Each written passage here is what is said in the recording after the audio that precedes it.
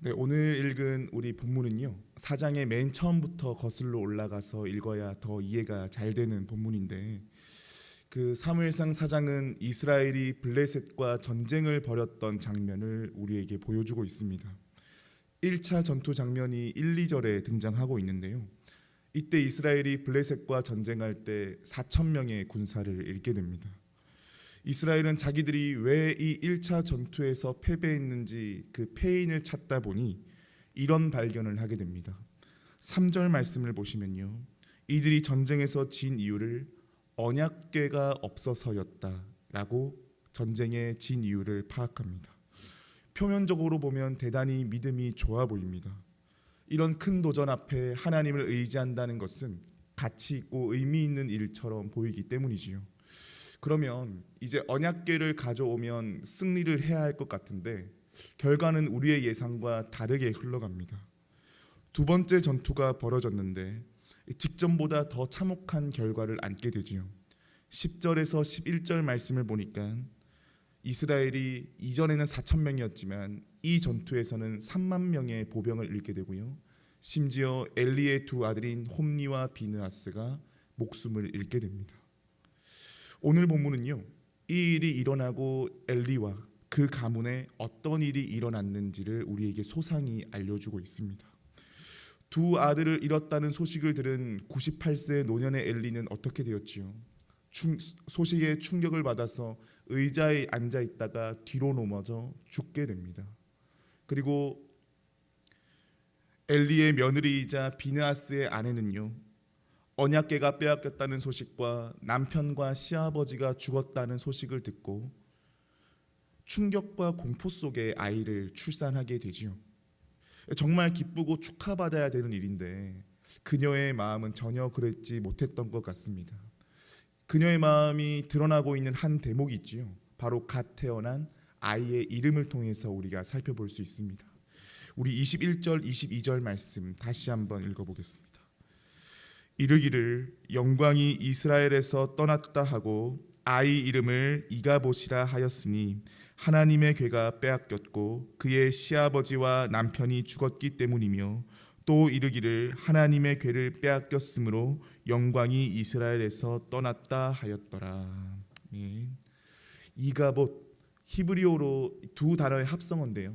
가봇이라고 하는 하나님의 영광을 의미하는 이 가봇이라는 단어와 이라고 하는 떠났다라고 하는 의미가 합쳐진 합성어입니다. 그러니 이가봇 무슨 뜻일까요? 하나님의 영광이 떠났다. 아이의 이름을 하나님의 영광이 떠났다라고 지을 만큼 그 여인의 심정이 처참하고 참담했음을 알 수 있습니다. 사실 이 하나님의 영광이 떠났다는 표현이 참 절묘해 보입니다. 사실 우리라고 해서 달랐겠습니까?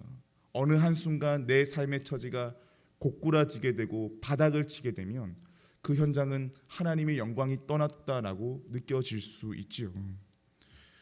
물론 하나님께서는요. 당신의 수순 속에서 말씀을 이루어가는 과정이시기도 합니다. 하지만 엘리의 가문의 입장으로 봤을 때는 참 하나님 못된 짓을 하시는 것 같다라고 하는 생각도 들 정도입니다. 근데 오늘 말씀에 좀 더 머물러 보면요.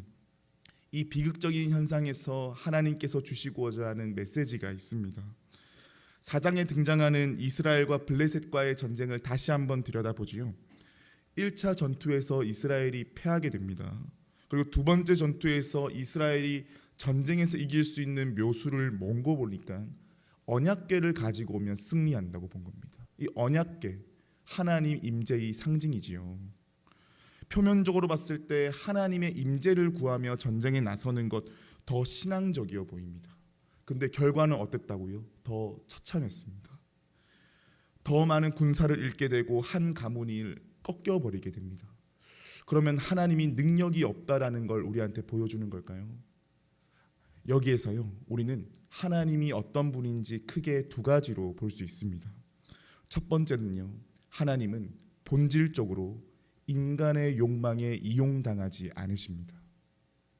3절 말씀을 보시면요, 이스라엘이 블레셋과의 전쟁에서 대안을 내며 여호와의 언약궤를 실로에서부터 가져와야 된다고 말하면서 자주 등장하는 단어가 뭔지 한번 볼까요? 3절 말씀 보시면 어떤 단어가 제일 많이 등장하는 거 보니 언약궤를 가져오는 명분이 우리라고 하는 단어가 제일 많이 등장합니다. 우리에게 가져와 우리에게 있게 하고 우리를 우리 원수의 손에서 건져내자. 언약궤를 가져오는데 그 이유가 뭡니까? 우리, 더 정확히 말해볼까요? 나 자신을 위해 가져오는 겁니다. 이들이 입술로는 하나님의 임재를 통해서 하나님의 구원을 희망하는 것처럼 보이지만 이들의 중심과 마음의 행동에는 뭐죠? 내가 더 잘되면 좋겠다, 표면적인 성공과 욕망에만 치우쳐져 있다고 하는 것을 볼 수 있습니다. 하나님께서 이 중심을 보신 거지요. 그래서요, 하나님은요, 이 수순에서는 이스라엘의 욕망에 이용당하지 않겠다는 결정을 하십니다. 근데 참 이런 마음도 들지 않으시나요?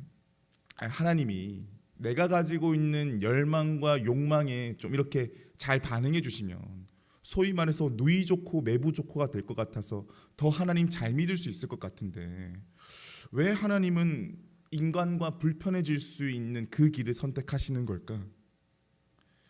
결과적으로 말씀드리면요, 하나님은 인간이 자기 욕망에 부추겨져 팽창하게 되면 그 끝은 자신과 이웃을 사망으로 몰고 간다는 걸 아시기 때문입니다. 저희는 2주 전에 담임 목사님의 설교를 통해서 가인과 아벨의 제사에 대해서 함께 봤지요. 하나님께서 아벨의 제사는 받으셨는데 가인의 제사는 받지 않으셨습니다. 그 흔적으로 무엇을 발견하게 되는 거 보니 가인이 아벨을 죽이게 되지요. 하나님이 제사를 받지 않으셨다는 것과 가인이 아벨을 죽였다는 것이 사뭇 연관성이 없어 보입니다. 근데 사실은요, 이것이 굉장히 연관성이 있습니다. 제사, 예배라고 하는 것이 뭐라 봤지요? 나 자신으로 꽉 채워져 있던 것이 하나님 앞에 내려놓고 하나님으로 말미암아 가득 채워지는 것이 예배, 제사라고 봤습니다.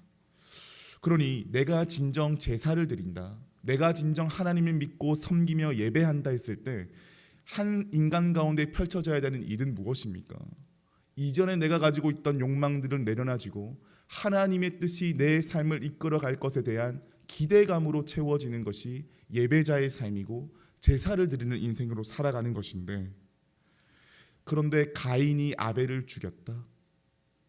이 말은 가인에게 제사라는 형식은 있었을지 몰라도 그 중심에는 자기 팽창으로 가득했다는 것을 알 수 있지요. 이 자기 팽창에 아벨이 걸림돌이 되어버리니까 형제여도 피부치여도 죽게 만드는 길에 이르게 되는 겁니다. 야고보서의 말씀이 딱 들어맞습니다. 욕심이 잉태한즉 죄를 낳고 죄가 장성한즉 사망을 낳느니라. 왜 하나님은 우리 인간의 욕망에 이용당하지 않으시는가? 그렇게 될 때 사람은 브레이크 없는 자동차와 같이 될 것임을 아시기 때문입니다. 하나님이 욕망에 자기 자신을 내어드리게 되면 인간의 욕망은 더 부추겨져서 죄를 낳게 되고 이 죄는 나 자신과 이웃과 공동체를 파괴시킬 수 있다고 보시기 때문입니다. 둘째로요, 하나님은 어떤 분인고 하니 어떤 일이나 형상에 갇혀 있지 않으십니다. 구약에서 하나님의 자기소개가 처음 등장하는 곳이 출애굽기 3장 14절 말씀인데요, 제가 이 대목의 첫 앞부분을 제가 읽어드리겠습니다. 하나님이 모세에게 이르시되 나는 스스로 있는 자이니라. 하나님이 자기소개를 어떻게 하시지요? 스스로 있는 자라고 말씀하십니다. 이걸 히브리어로 뭐라고 보는 거 아니? 여호와라고 말합니다. 우리 하나님이 여호와 하나님이시다, 스스로 있다라는 게 무슨 말씀일까요? 우리는 보통 자기소개를 할 때 어떻게 하게 됩니까? 저로 예를 들면 저는 조취업입니다, 혹은 저는 목사입니다, 이런 식으로 소개를 하게 됩니다. 제가 어떤 사람인지 소개의 수로가 있어야만 저라는 사람이 상대방에게 읽혀지게 되지요. 근데 하나님은요, 자기를 설명하는 언어가 없는 건 겁니다. 내가 스스로 있는 자다, 다른 말로 말하면 나는 나다라고 말하는 겁니다. 이 무슨 이런 자기 소개가 있습니까? 근데 이 속에요, 놀라운 메시지가 있습니다. 여기에서 우리는 하나님의 위대하심을 발견하게 돼요. 우리 인간은요, 절대 혼자의 힘으로 살아갈 수가 없습니다. 이 새벽 기도를 나오실 때도 생각해 보면 입어야 할 옷이 없으면 새벽 기도 나오는데 어렵지요. 또 온라인으로 새벽 기도를 드리려고 해도 전자기기가 없으면 예배를 드릴 수가 없습니다. 삶의 구비구비만 봐도 인간은 어떤 존재입니까? 사물이 필요하고요, 관계가 필요하고요, 여러 가지 것들이 필요합니다. 사실 다른 어떤 것이 없으면 내 삶 존재 자체가 불가능할 정도로 우리는 도움을 받지 않고서는 살 수 없는 존재지요. 근데 하나님은 어떤 존재라는 걸까요? 무엇을 필요로 하는 존재가 아니라는 겁니다. 그분 자신이 뭐라는 거지요? 이 세계의 근원적인 필요, 다시요, 이 세계의 근원적인 필요가 되시는 하나님을 일컬어 여호와 하나님이라고 말씀하시는 겁니다. 자, 그렇다면 오늘 본문을 이 관점에서 다시 볼까요? 우리 하나님이 여호와 하나님이신데 언약궤가 있으면 승리한다. 대단히 신앙적이어 보이지만 반대로 뒤집으면 굉장히 반신앙적인 모습입니다. 이건 하나님이 하나님 되심을 손상시키는 일인 건 거죠. 그래서 우리가 잘 바라봐야 합니다. 물론 신앙에서 좋은 흔적을 지니고 있는 것 중요합니다. 나의 40대, 50대, 60대, 나의 유년기 시절 하나님을 만났던 것 너무 중요합니다. 하지만 그 흔적 자체가 하나님은 아니라는 거예요. 본문으로 말해볼까요? 언약궤는 분명히 하나님이 일하신 흔적 맞습니다. 근데 그 언약궤가 하나님은 아니라는 겁니다. 지금 이스라엘 백성들에게 이 언약궤는요 물건이지만 사실 이 언약궤는요 오늘을 살아가는 우리에게는요 어떤 시간이 될 수도 있고요, 어떤 장소가 될 수도 있고요, 어떤 행위일 수도 있습니다. 근데 하나님은 어떻다라는 거죠? 그런 인간의 경험과 생각, 심지어 나에게 은혜를 폭포수처럼 주셨던 그 경험이라 할지라도요, 하나님은 그 수준에 머물러 있지 않으신다는 겁니다. 여호와 하나님이시기 때문에 언약궤 같이 물건으로도 일할 수 있지만 때를 따라서는 전혀 다른 방식과 다른 결로 우리 인생과 만나시고 함께 하신다는 겁니다. 그러니 사도 바울이 이런 위대한 고백하지 않습니까? 내가 비천에 처할지라도 부에 처할지라도 괜찮다. 이 말을 어떻게 할 수 있는 겁니까? 우리 하나님이 여호와 하나님이심을 알기 때문입니다. 어떤 일이나 형상에 하나님을 갖춰두지 않기 때문인 거지요. 그러면 하나님은 왜 이런 과정들을 밟아가실까요? 사람이 어떤 형상의 하나님을 가두게 되면 그것밖에 보지를 못합니다. 근데 우리 하나님 어떤 분이시죠? 우리의 인생을 풍요롭게 하시는 생명의 하나님이십니다. 그래서 사랑하는 자녀가 어떤 그 경험이나 형상에 갇혀서 하나님을 왜곡되게 인식하지를 않기를 바라는 마음이 있는 건 거지요. 그러니 하나님의 넓은 사랑과 품을 알게 하기 위해서 어떤 상이나 어떤 경험에 가두시는 것을 보고만 있지는 않으신다라는 거죠. 자, 그렇다면 오늘 본문의 결론을 새로운 눈으로 볼 수 있습니다.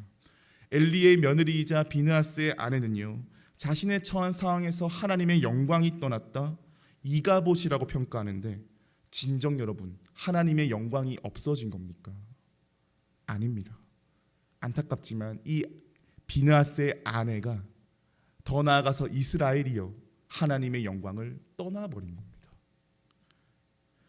자신들의 욕망으로 부추겨왔던 삶으로 자신의 경험과 흔적으로 하나님을 가둬놨던 모습이 하나님의 영광을 떠나게 한 거죠. 오늘을 살아가는 우리는 어떻습니까? 현재를 살아가는 내 삶 속에 하나님의 영광이 전혀 보이지 않는 것처럼 느껴지십니까? 그렇다면 오늘 말씀은 우리를 정직하게 바라보게 만듭니다. 나도 모르게 내가 하나님을 이용해 오지는 않았나요? 나의 경험과 이해 속에서 하나님을 이해하려고만 하지는 않으셨나요? 오늘 말씀이요, 우리 삶에 새롭게 도전하여 들어옵니다. 근데 이런 도전을 들다 보면 걱정이 좀 되지요. 나 근데 한평생 이렇게만 신앙생활 해왔는데, 이런 생각이 들면 두렵게 느껴지기도 합니다. 왜냐하면 사람은요, 익숙함에서 벗어나게 되면 자연히 두려운 마음이 드는 건 당연한 일입니다. 하지만 그것에 우리가 너무 두려워할 필요 없겠습니다. 우리 구주 되시는 예수님을 일컬어서 사도 바울은 어떻게 표현하지요? 에베소서 2장 20절 말씀 보니까 예수님을 모퉁이 돌이라고 표현합니다. 모퉁이 돌, 어떤 돌이지요? 물론 건물의 기둥이 되는 돌입니다. 하지만 동시에 건물의 이음새가 되는 돌이지요. 한쪽 벽면을 만들면 또 다른 벽면을 만들게 하는 중요한 위치를 차지하고 있습니다. 마찬가지입니다. 우리의 삶에 어떤 한 국면에서는 하나님의 선한 인도하심 속에 간 것처럼 내 인생의 다른 국면도 하나님의 인도하심과 하나님의 섭리가 있다라고 하는 것을 우리가 꼭 기억해야겠습니다. 그래서 신앙생활은 어떤 거지요? 40대 때는 40대 때의 신앙생활이 있고 50대 때는 50대 때가 있으며 노년의 시기에는 노년의 시기에 만날 하나님이 있다라는 겁니다. 그래서 간절히 바라기는요, 우리의 삶의 형상, 우리의 삶의 모습들 속에서 하나님이 내 삶에 느껴지지 않는다라고 할 때 오늘 이 말씀을 기억할 수 있으면 좋겠습니다. 하나님을 나도 모르는 사이에 내 욕망 속에 이용해 왔다면 오늘 말씀을 통하여서 돌이킬 수 있기를 축복합니다. 지금까지 하나님을 내가 믿어왔던 하나님의 형상과 일 속에 하나님을 가둬놨다면 우리 하나님이 여호와 하나님이심을 새롭게 바라봅시다. 하나님이 오늘 말씀을 통하여 우리에게 이 새벽에 도전하게 하실 때에 우리로 하여금 진짜 부요하신 하나님을 만나길 원한다는 이 하나님의 간절함이 우리의 삶에 새롭게 새겨질 수 있는 이 한 주간 될 수 있기를 원합니다.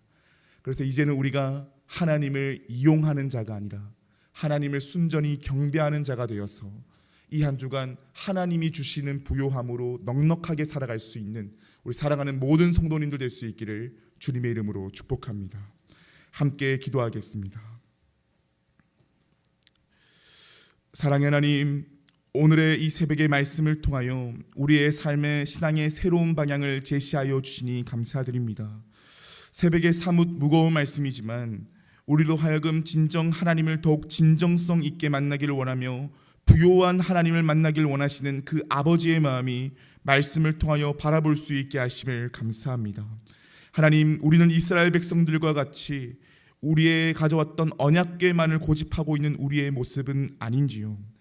나의 이익과 나의 두려움을 해소하기 위해 하나님을 이용해왔던 신앙의 모습으로 우리가 살아왔다면 우리의 영혼을 활짝 열어 욕망이 아닌 하나님에 대한 새로운 기대로 우리의 삶을 꾸려갈 수 있는 용기를 더하여 주시옵소서. 그리고 나의 어떤 신앙의 경험과 어떤 일 속에 하나님을 가둬놨다면 우리 하나님은 나의 형상에 갇혀져 있는 분이 아닌 여호와 하나님이심을 기억함으로 온전하신 하나님에 대한 신뢰를 새롭게 가져갈 수 있는 우리가 되게 하여 주시옵소서. 그래서 하나님은 당신의 수순 속에서 우리의 삶을 신실하게 이끌어 가신다는 것을 기억하며 날마다 주님과 함께 한 걸음 한 걸음 걸어가는 우리의 모든 성도님들 될 수 있도록 주님 역사하여 주시옵소서. 그래서 하나님을 향한 믿음이 날마다 새로워지게 하시사 하나님을 이용하는 자가 아니라 하나님을 경배하는 자로 날마다 거듭나 주 예수와 동행하니 그 어디나 하늘나라라고 하는 찬송의 고백이 우리의 삶의 고백될 수 있게 하시고 우리 인생의 고백이 되게 하여 주시옵소서. 이 월요일과 이 한 주간 살아가게 될 때에 하나님께서 때를 따라 용기를 다하여 주심으로 신앙인으로서 지닐 수 있는 하나님께서 주실 수 있는 튼실함을 가지고 모든 관계들 가운데에 하나님의 선한 사랑과 은혜가 흘러갈 수 있도록 우리 사랑하는 모든 성도님들의 삶을 붙잡아 주시고 인도하여 주시옵소서. 우리 삶의 주인 되시고 우리 인생의 주인 되시는 우리 주 예수 그리스도의 이름으로 기도드립니다. 아멘.